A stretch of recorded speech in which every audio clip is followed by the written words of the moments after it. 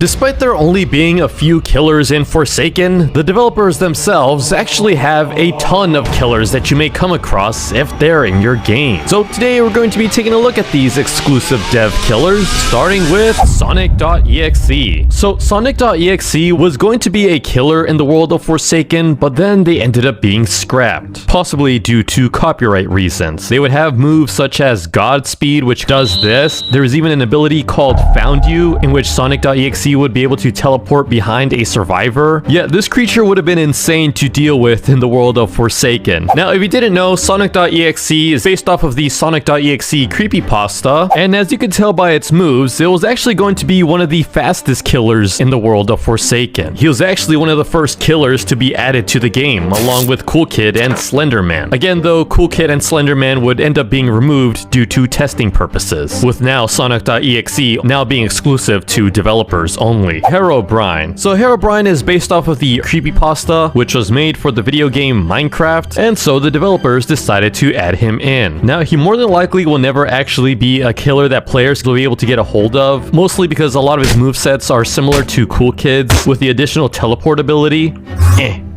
He's also able to throw a cobblestone here, and then he can also summon henchmen to go after his victim. No, yeah, they weren't kidding. This is exactly like Cool Kid. Gubby. So Gubby is definitely one of the more popular dev killers. Yeah, this is a pretty interesting one. This killer was actually coded in less than 30 minutes, and the animations for it were all done within 1 hour. Now, as for what Gubby is, it's actually a low poly rabbit, which has the roundy head along with the mysterious face on it. Yeah, funny enough, this killer was only added into the game because of this tweet here. I have a vision, new dev killer idea, and so that actually became a thing. Gubby currently has two abilities, one called Bite, nom, and another one called Gubby Blast, which, yeah, you can even hear the whole shotgun sound being played out. Yeah, everyone really loves Gubby. I could see Gubby being added for like April Fools or something like that, but he more than likely will always be a dev killer. Sukuna. So Sukuna actually takes the appearance of the player's avatar with like a glowing red aura around it. It doesn't show for me though. But yeah, it's actually based off of the anime Jujutsu Kaisen, in which he takes over the main protagonist's body, but also has a lot of abilities. And similar in the world of Forsaken, we also get things like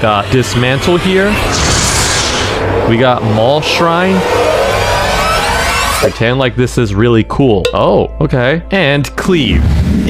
Yeah, his full abilities aren't well known. The developers don't really want to showcase his full powers, but let it be known that this dev killer is actually very buggy. The Stalker. So the Stalker is actually based off of the Roblox game called The Stalker Reborn. He's known to be an experiment that has gone horrendously wrong, being turned into a nearly invisible mutant hunchback creature with psychic powers who will stop at nothing to devour the survivors. Yeah, there's a chance he may be an upcoming killer, but he may always be dev exclusive. So his abilities have been updated, but right now he has the Slash ability, he's got a Scream, and then he also has a Rage ability that makes him go incredibly fast. Doombringer. So Doombringer is actually an upcoming killer in the world of Forsaken. He's actually based off of Mr. Doombringer, a real-life Roblox employee, but in the world of Forsaken, he's actually fallen from grace and acts out with a sense of false justice. Yeah, in the lore, Doombringer actually sees the other Roblox admins as corrupt and going too easy on Roblox players. He feels like they should do more to punish those that break the rules of Roblox. And thus, in the world of Forsaken, he views himself as the only stable admin, believing to be true justice. Yet his abilities grant him a Slash, which he uses as Banhammer. He also has Hammer Throw. Then there's Hammer Slam. Then there's Admin Panel. Flowers. So yeah, right now it has this text which is pronounced Prakim, which is just Hebrew for flowers. But yeah, this character is another up-and-coming killer, and it actually originates from this YouTube series in which this strange dark entity comes out and haunts this Roblox player. Yeah, his appearance is pretty interesting. It's just a tall, pitch black figure with an elongated head. It has some pretty interesting abilities, like right now it has its usual Slash, we got a Whistle, Teleport, Lunge, and Transform.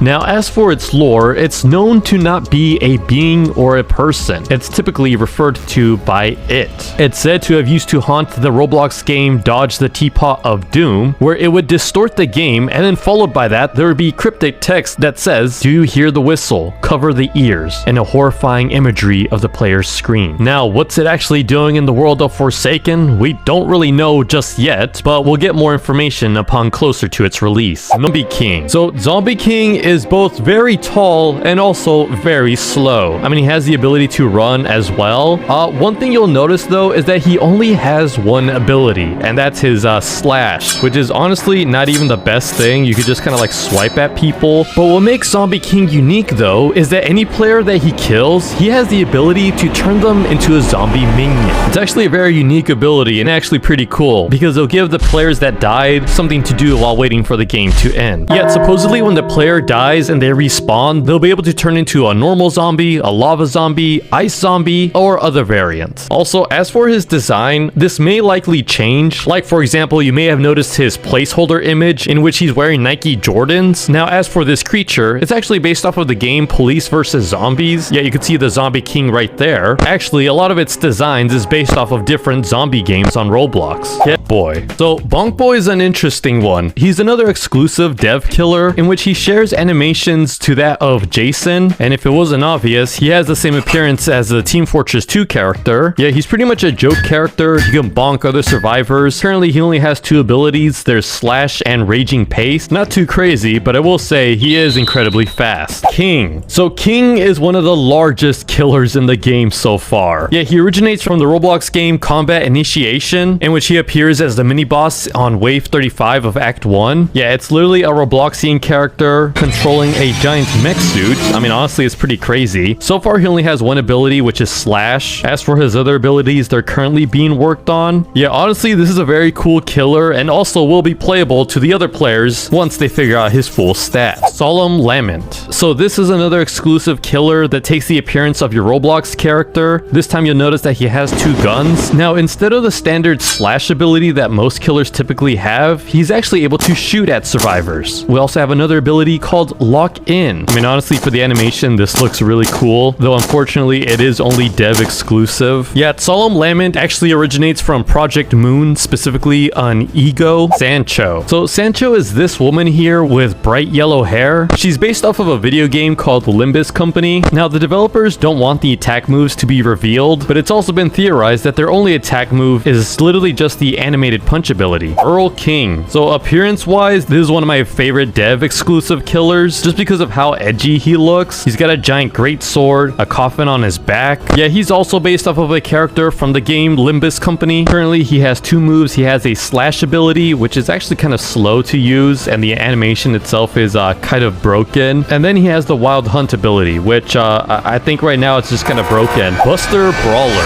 So I'm not sure why it's showing this thing for me. I mean, it's not supposed to show this blue thing. I think it's just because I'm not loaded into the map. But yeah, Buster Brawler is supposed to be this karate looking dude with the abilities to throw a terrifying punch. He also has another move called Eagle Punch. Now, he is known to be insanely buggy, and his moves can actually cause him to fly out of the map. Honestly, I feel like this could be a really cool character, you know, once they fix up the bugs and all that. Also, for whatever reason, his profile picture shows Cool Kid, which again needs to be fixed up. Duke Aricia. So Duke Aricia is another interesting exclusive dev killer. He's actually the boss from the Roblox game Deep Woken, which by the way is an extremely difficult game. But yeah, a lot of his movesets are based off of that game. He's got the strong left ability, he's got Stomp, he's got Arrow Spear, and then he's got his regular attack ability. Honestly, his animations are pretty cool. Anyways, if you like this video, don't forget to subscribe. Goodbye.